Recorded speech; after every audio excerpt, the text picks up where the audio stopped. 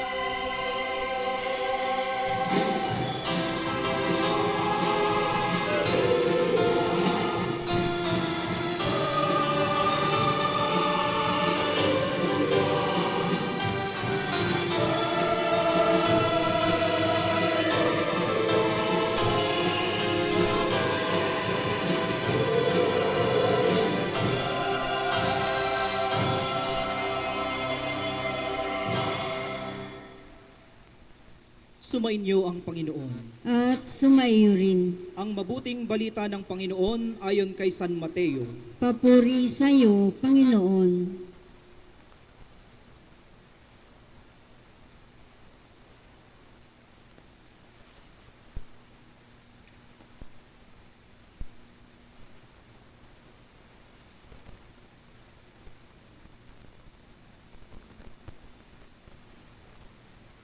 Noong panahong iyon, sinabi ni Jesus sa kanyang mga apostol, "Ngayon sinusugo ko kayo na parang mga tupa sa gitna ng mga asong gubat. Maging matalino kayo gaya ng mga ahas at matapat gaya ng mga kalapati. Mag-ingat kayo sapagkat may mga taong magkakanulo sa inyo sa mga hukuman at hahagupitin nila kayo sa mga sinagoga. Dahil sa akin, ihaharap kayo sa mga gobernador at mga hari at magpapatotoo kayo sa harapan nila at ng mga hentil. Kapag nililitis na kayo, huwag kayong mabalisa tungkol sa sasabihin ninyo o kung paano ninyo sasabihin. Pagdating ng oras, ito'y ipagkakaloob sa inyo, sapagkat hindi kayo ang magsasalita, kundi ang Espiritu ng inyong Ama ang magsasalita sa pamamagitan ninyo. Ipagkakanulo ng kapatid ang kanyang kapatid upang ipapatay. Gayon din ang gagawin ng ama sa kanyang anak. Lalabanan ng mga anak ang kanilang mga magulang at ipapapatay. Kapupuotan kayo ng lahat dahil sa akin. Ngunit ang manatiling tapat hanggang wakas ang siyang maliligtas. Kapag inuusig nila kayo sa isang bayan, tumakas kayo sa kasunod. Sinasabi ko sa inyo, hindi pa ninyo napupuntahan ang lahat ng bayan ng Israel, ay darating na ang Anak ng Tao.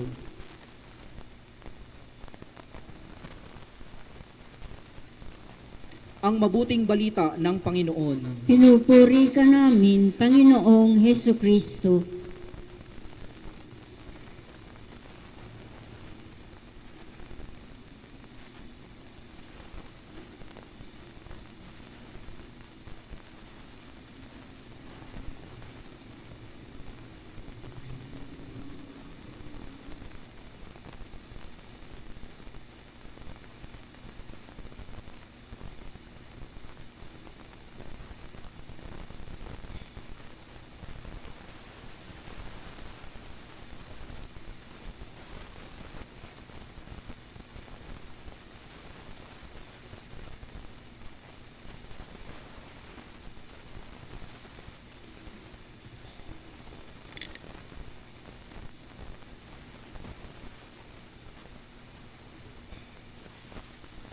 Inangalan ng Brother Alvin, ating Diakono,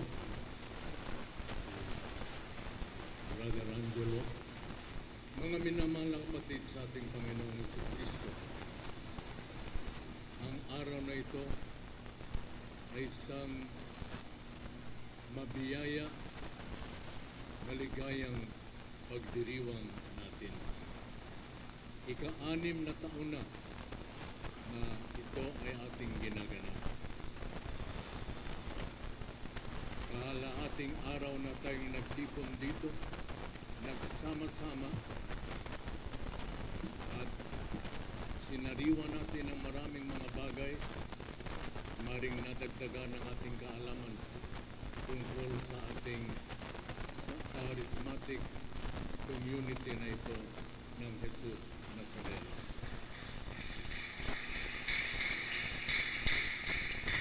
Tunay nga, ang araw na ito'y ating inilalaan upang kilalanin natin at pahalagahan itong ating samahan ng Jesus Nazareno.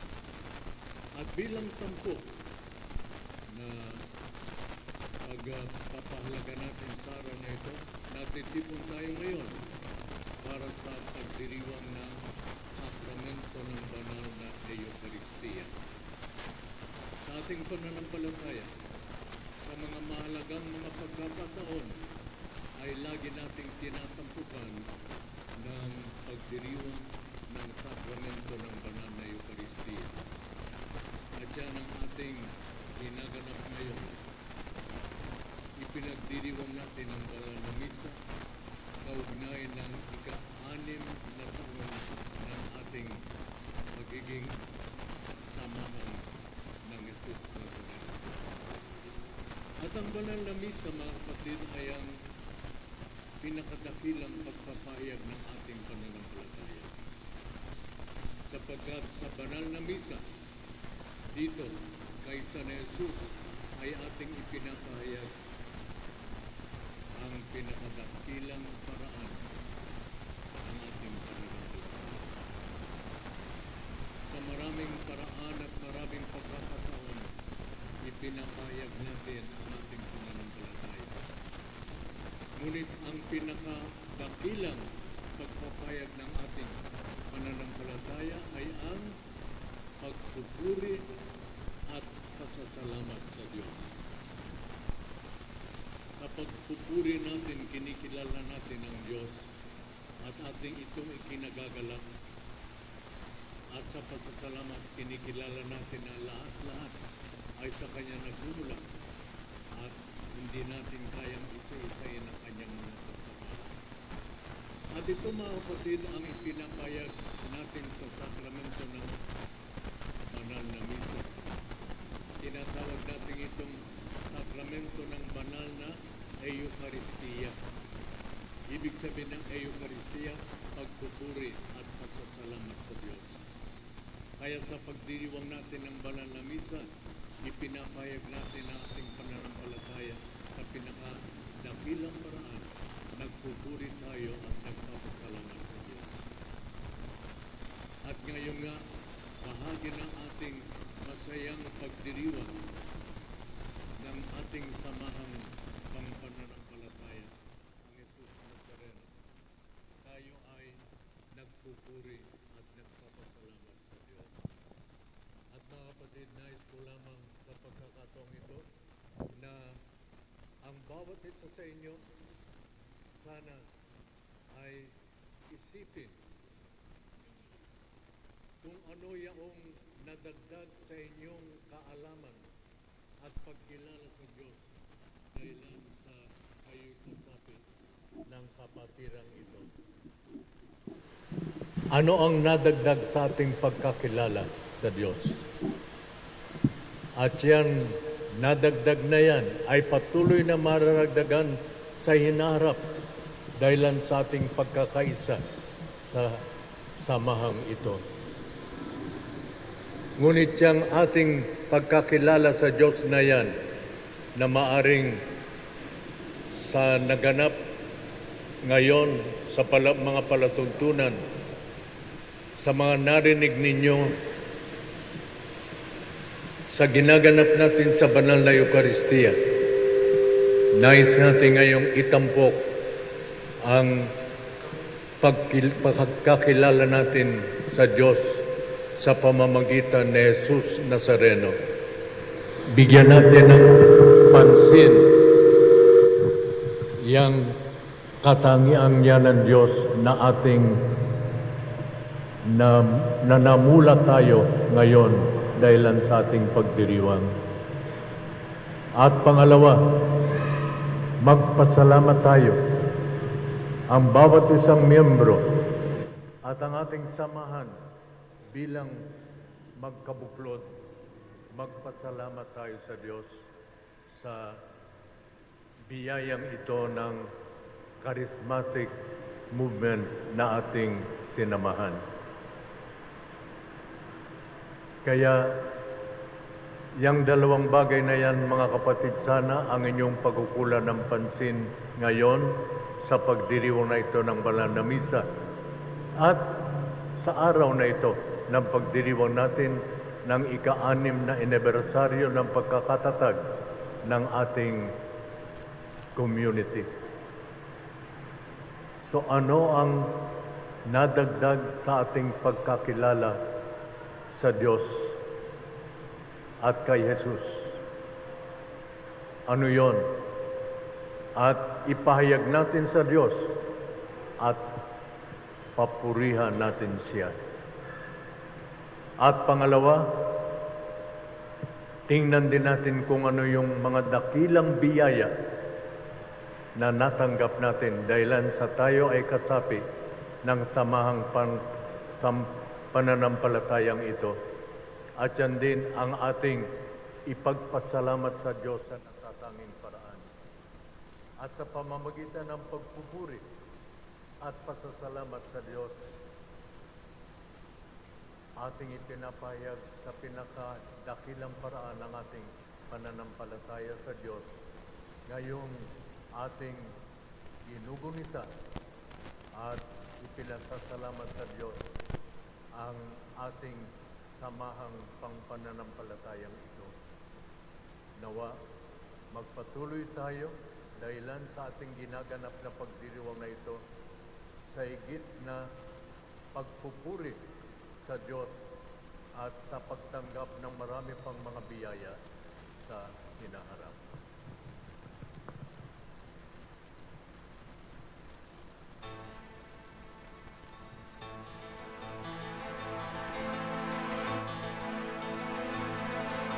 Sumasampalataya ako sa Diyos ng buhay sa lahat ng may gawa ng langit at lupa. Sumasampalataya ako kay Jesucristo, isang anak ng Diyos, Panginoon nating lahat. Nagkatuwang ko siya, lalang ng Espiritu Santo, ibinanganak ni Santa Maria Mayor. Pinagpapasakit ni Poncio Pilato, itinako sa krus na batang ilibing, nanaw sa kinaroroonan ng mga yumao. Nang may tatlong araw na buhay na magdilim, umakyat sa langit, nahulog sa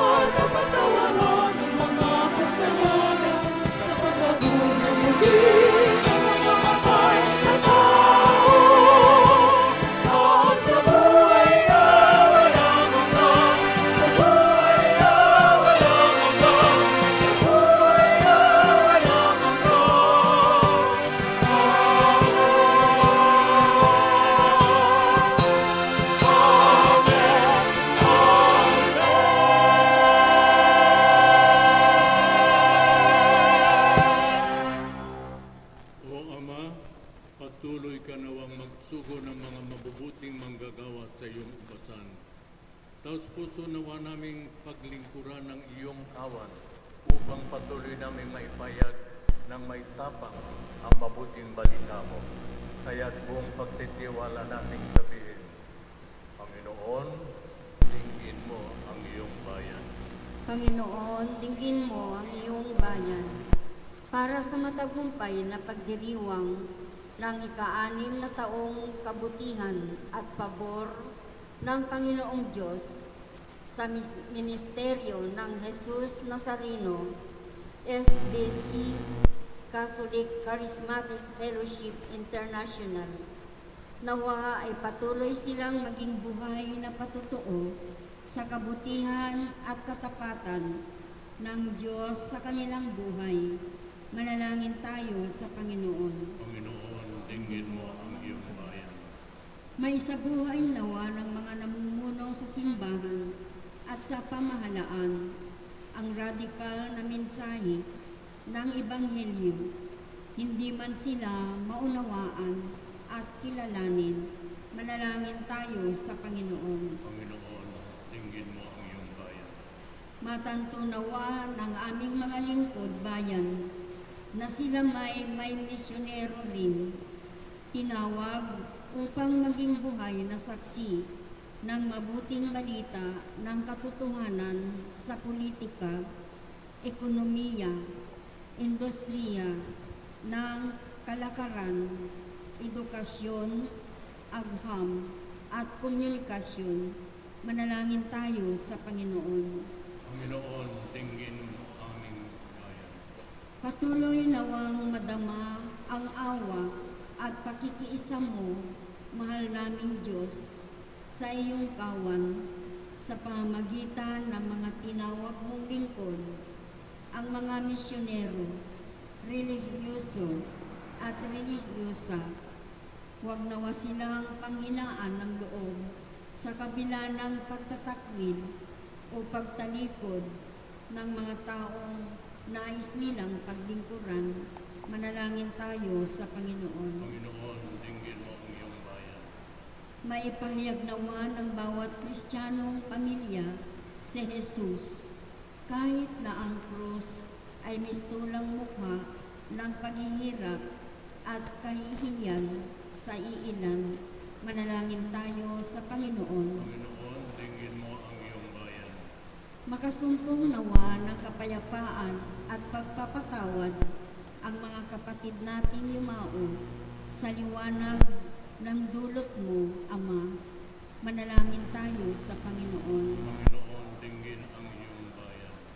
Isama po natin sa ating mga panalangin na patuloy nawang maging mabubuting ehemplo ng kababaang loob at lakas nating mga Kristiyano, ang Santo Papa Francisco, ang ating mga kaparian at obispo gaya ni Bishop Ruby Gaa at Bishop Deo Inigos Jr., Padre Alvin Balean, Padre Ray Tano, Padre Danilo Vargas, upang maging ehemplo natin sa daan patungo kay Jesus.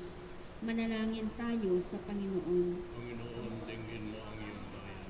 Para sa ating minamahal na head servant ng Jesus Nazareno Charismatic na nagdiriwang ng ika-34 na kaarawan ni Brother Anilo Maxilom Vargas at mga katuwang na manggagawa, mang-aawit at manunugtog sa ministeryong ito kasama ang SORT Foundation Charismatic Ministry. Naway patuloy silang bigyan ng karunungan ng ating Panginoong Hesus. Ingatan ang kanilang buhay at bigyan ng mas madaming lakas ng loob at tapang na maihayag ang kabutihan at katapatan ng Diyos sa buhay ng bawat isa. Manalangin tayo sa Panginoon. Panginoon, dinggin mo ang iyong bayan. Isama po natin sa ating mga panalangin ang mga kaluluwa nina Victoria Montalis Vargas, Pedro Rabulan Vargas, Rani Boy Maxilom Vargas, Sammy Vargas Dino, Gloria Lacap, Roberto Veloso III, Jaime de los Reyes Ginti Jr., Linda, Cora Ginyo Cagsawa, Desiderio Monreal, Felipe Mendoza Alday, Reverend Father Stanislao Surya, Jocelyn Sabado, Merna Tabliso, Jerlyn Bautista, Manuel Montijo Sr., Jomar Montijo, Jaime Encarquis Jr., Reverend Father Emmanuel Pong del Rosario, Arsinia Valdez, A.J. Canlacan, at Joseph Nitolyama. Manalangin tayo sa Panginoon. Panginoon, tingin mo ang iyong bayan. Para sa ilang sandali ng katahimikan, itaas natin sa Diyos ang ating personal na kahilingan, gayon din ang mga taong lubos na nangangailangan ng ating panalangin. Manalangin tayo sa Panginoon. Panginoon, tingin mo ang iyong bayan. O Ama, may pagpatuloy nawa namin ang misyon ni Jesus Nazareno upang kami ay maging karapat-dapat na tawaging mga anak mo sa pamamagitan ni Jesucristo na aming Panginoon. Amen. Ngayon po ay nasa bahagi na po tayo ng pag-aalay.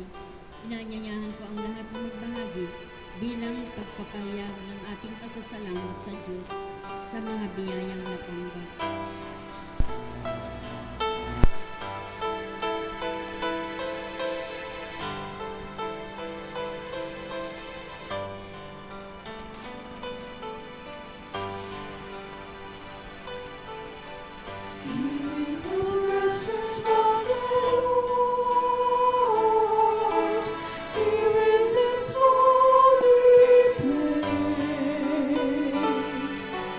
Giving thanks.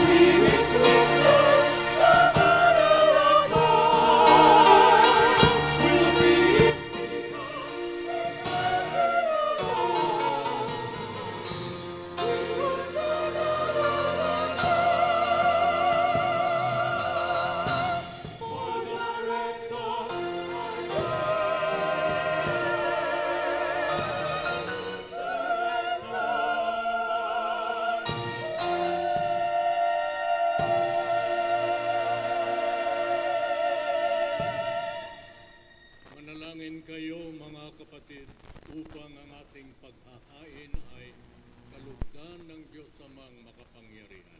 Tanggapin nawa ng Panginoon itong paghahain sa iyong mga kamay, sa kapurihan niya at karangalan, sa ating kapakinabangan at sa buong sambayanan niyang banal.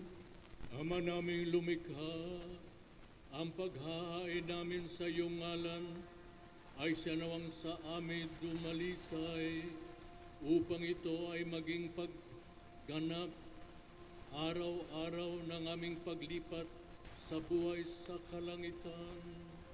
Sa pamamagitan ni Jesucristo, kasama ng Espiritu Santo, magpasawalang hanggan.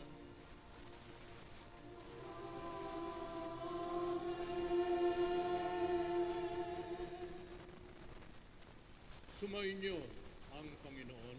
At sumainyo rin. Itaas sa Diyos ang inyong puso at diwa. Tinaas na namin sa Panginoon. Pasalamatan natin ang Panginoong ating Diyos. Marapat na siya ipasalamatan. Ama naming makapangyarihan, tunay ang marapat na ikaw ay aming pasalamatan.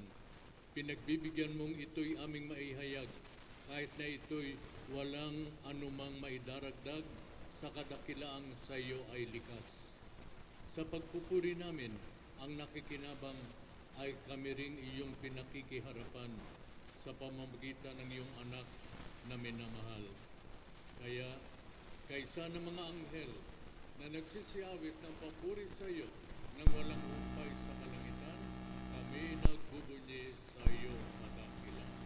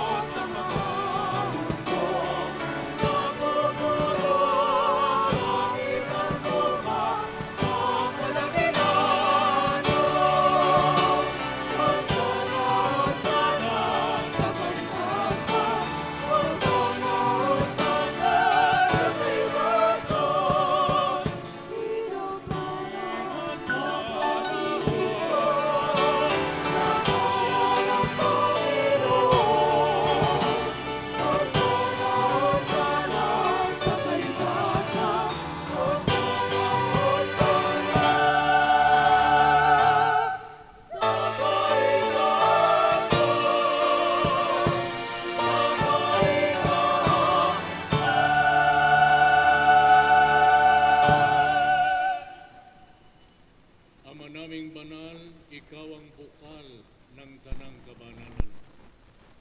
Kaya't sa pamamagitan ng iyong Espiritu, gawin mong banal ang mga kaloob na ito upang para sa amin ay maging katawan at dugo ng aming Panginoong Jesucristo. Bago niya pinagtiis ang kusang loob na maging handog, hinawakan niya ang tinapay, pinasalamatan kanya, pinaghati-hati niya yon, iniabot sa kanyang mga alagad at sinabi, tanggapin ninyong lahat ito at kanin. Ito ang aking katawan na ihahandog para sa inyo.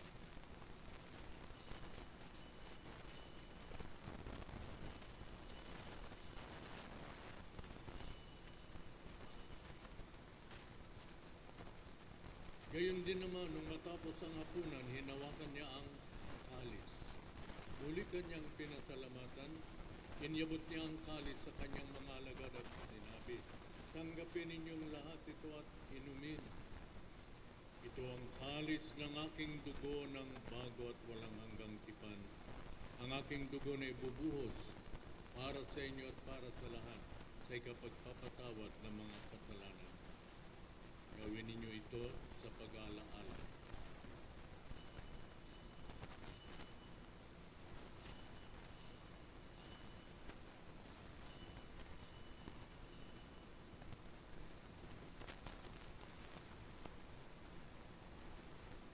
Ipagbunyi natin ang misteryo ng pananampalataya.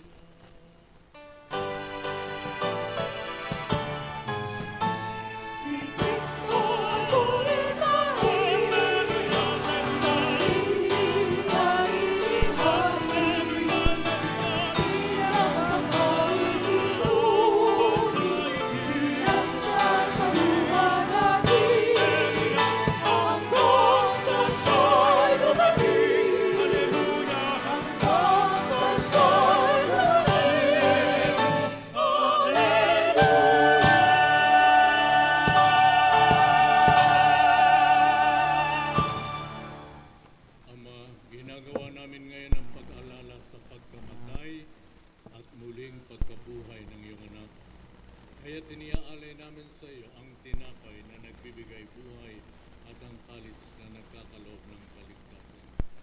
Kami nagpapasalamat dahil kami yung minarapat na tumayo sa harap mo para maglingkod sa iyo.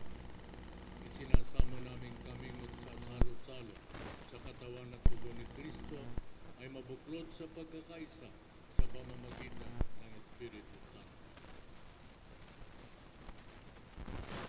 Ama, lingapin mo ang iyong simbahang laganap sa buong daigdig. Puspusin mo kami sa pag-ibig, kaisa ni Francisco na aming Papa, ni Roberto na aming Obispo at ng Tanang Kaparian. Alalahanin mo rin ang mga kapatid naming nahimlay nang may pag-asang sila ay muling mabubuhay, gayon din ang lahat ng mga pumanaw. Kaawaan mo sila at patuloyin sa iyong kaliwanagan. Kaawaan mo at pagindapatin kaming lahat na makasalo sa iyong buhay na walang wakas. Kaisa ng mahal na Birheng Maria na ina ng Diyos, ni San Jose ang kanyang kabiyak ng puso, kaisa ng mga apostol at ng lahat ng mga banal na namuhay dito sa daigdig ng kalugod-lugod sa iyo, may pagdiwang nawa namin ang pagpupuri sa ikararangal mo sa pamamagitan ng iyong anak na aming Panginoong Heso Kristo.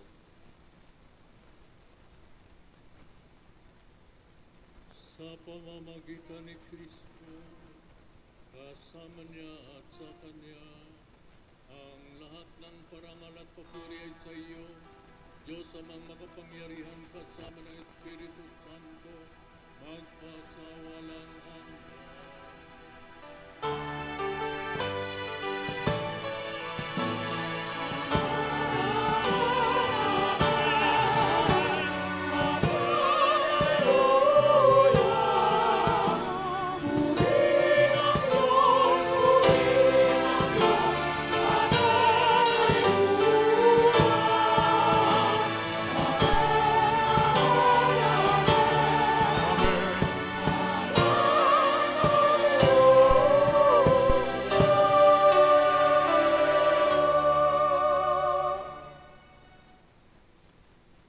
Sa tagubilin ng mga nakakagaling na utos at turo na Jesus na Panginoon natin at Diyos, ipahayag natin ang lakas